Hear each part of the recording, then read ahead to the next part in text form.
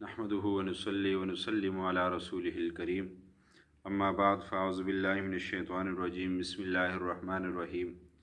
انما الخمر والمیسر والانصاب والازلام رجس من عمل الشیطان فاجتنبوہ لعلکم تفلحون۔ عزیزان محترم، اس وقت امت مسلمہ بہت سے گناہوں میں مبتلا ہے۔ ان میں سے ایک بہت بڑا گناہ جو ہے وہ شراب ہے۔ آج امت کی نوجوان نسل و دھڑا دھڑ جو ہے وہ شراب کی طرف جا رہی ہے، اور شراب پینا گویا کہ جیسے ایک مشروب پیا جاتا ہے، کوئی اس کو گناہ نہیں سمجھا جاتا ہے، اور شراب پینے والے جو ہے وہ بڑے فخر سے معاشرے کے اندر پھرتے ہیں۔ حالانکہ شراب پینا کتنا بڑا گناہ ہے، اگر ہم قرآن و حدیث کے نظر میں اس کو دیکھیں تو یقیناً یہ بہت بڑا گناہ ہے اور ہلاک کرنے والا گناہ ہے۔ شراب پینا ہر برائی کی جڑ ہے۔ جب انسان شراب پی لیتا ہے اس کی عقل زائل ہو جاتی ہے، وہ کسی چیز میں تمیز نہیں کر سکتا ہے، اپنے پرائے میں کوئی اس کو تمیز نہیں ہوتی، تو اس لیے شراب پینا ہر برائی کی جڑ ہے۔ تو آج میں آپ کو ایک حدیث سناؤں گا شراب کے حوالے سے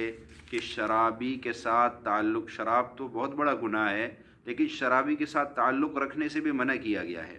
میرے پاس کتاب ہے تنبیہ الغافلین، علامہ سمرقندی رحمۃ اللہ علیہ کی کتاب ہے تنبیہ الغافلین۔ اس کے صفحہ 143 پہ ایک حدیث لکھتے، اس کے صفحہ نمبر 143 پہ ایک حدیث ہے کہ حضرت عائشہ رضی اللہ تعالیٰ عنہ نقل کرتی ہے کہ رسول اللہ صلی اللہ علیہ وسلم نے فرمایا، جس نے شراب خور کو ایک لقمہ بھی کھلایا، شراب خور یعنی شراب پینے والے شخص کو جس نے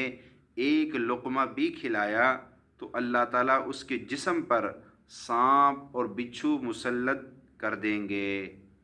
اور جس نے اس کی ضرورت کو پورا کیا، شرابی کی ضرورت کو پورا کیا، گویا اس نے اسلام کے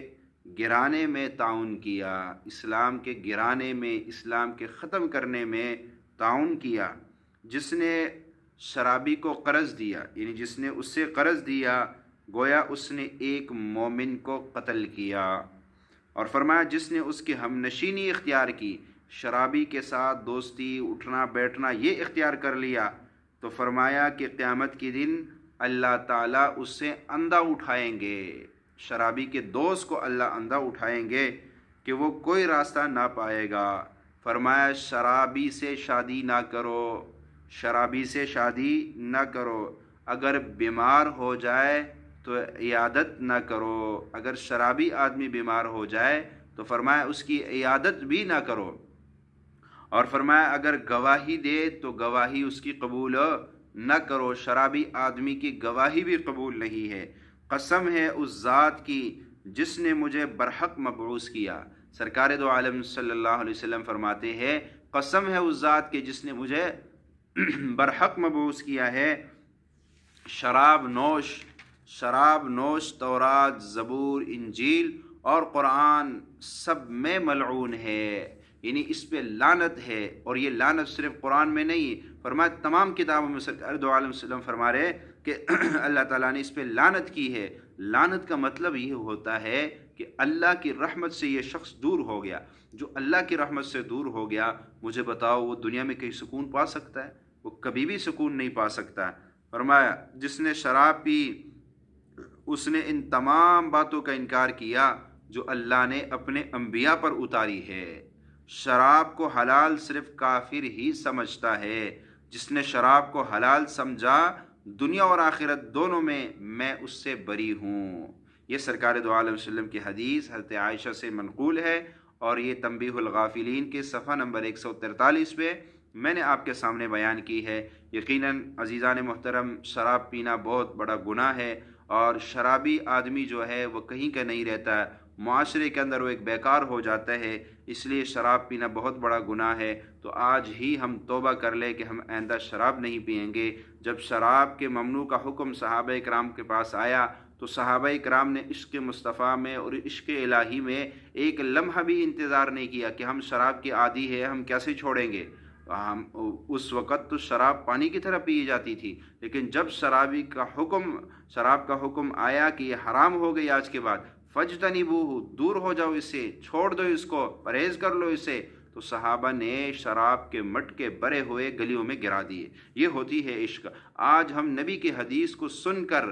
اور پھر دلیلیں ڈھونڈیں گے کہ نہیں میں تو اس لیے نہیں پیتا ہوں، یوں پیتا ہوں، یوں کرتا ہوں، اور میری عادت بنی ہوئی ہے، میں کیا کروں؟ نہیں بھائیو، اللہ اور اس کے رسول کے سامنے جانا ہے، اس لیے ان گناہوں سے توبہ کر کے جائے۔ ہاں، ایک عمل آپ کو بتاتا ہوں کہ آپ شراب سے بچنا چاہتے ہیں، آپ کسی بھی نشے میں مبتلا ہے، شراب کے نشے میں ہے، سگریٹ کے نشے میں ہے، چرس کے نشے میں ہے، ہیروئن، کوئی بھی نشہ آپ کر رہے ہیں اور آپ چاہتے کہ یہ نشہ مجھ سے چھوٹ جائے لیکن چھوٹ نہیں رہے، تو سب سے پہلے کوشش تو یہ کریں آپ نشے کو چھوڑے، کم کر دے، اگر زیادہ کرتے تو کم کر دے، پھر آہستہ آہستہ آہستہ کر کے تو بالکل ختم ہو جائے گا۔ لیکن آج میں ایک عمل بتاتا ہوں آپ کو، ہر نماز کے بعد یا مانعو یا مانعو، اس کو 4141 یا 100 مرتبہ پڑھ لیجیے، اور اس کے علاوہ سارا دن چلتے پھرتے یہ ذکر کیا کرے، اللہ کے یہ 4 نام پڑھیں، انشاءاللہ آپ کا یہ نشہ چھوٹ جائے گا۔ یا مانعو یا صبور یا ہادیو یا رحیمو، یہ 4 نام اللہ کے ہے، آپ پڑھیں گے، کوئی بھی دنیا کا نشہ آپ سے نہیں چھوٹ رہا ہو، انشاءاللہ ان لفظ کے پڑھنے سے چھوٹ جائے گا۔ آپ کا بھائی کوئی کسی نشے میں مبتلا ہے، آپ کا بیٹا نشے میں مبتلا ہے اور آپ چاہتے ہیں کہ یہ نشہ چھوڑ دے، آپ اس کی نیت کر کے اس کو پڑھنا شروع کر دیں، اگر وہ نہیں پڑھتا آپ اس کی نیت سے پڑھیں، انشاءاللہ وہ نشے سے اس کا دل بدزن ہو جائے گا اور خود بخود وہ سیدھے راستے کی طرف آ جائے گا۔ تو یہ 4 نام یاد کر لیجئے، یا مانعو یا صبورو یا ہادیو یا رحیمو، یہ 4 نام خود بھی پڑھیے، آگے لوگوں تک پہنچائیے۔ السلام علیکم ورحمۃ اللہ۔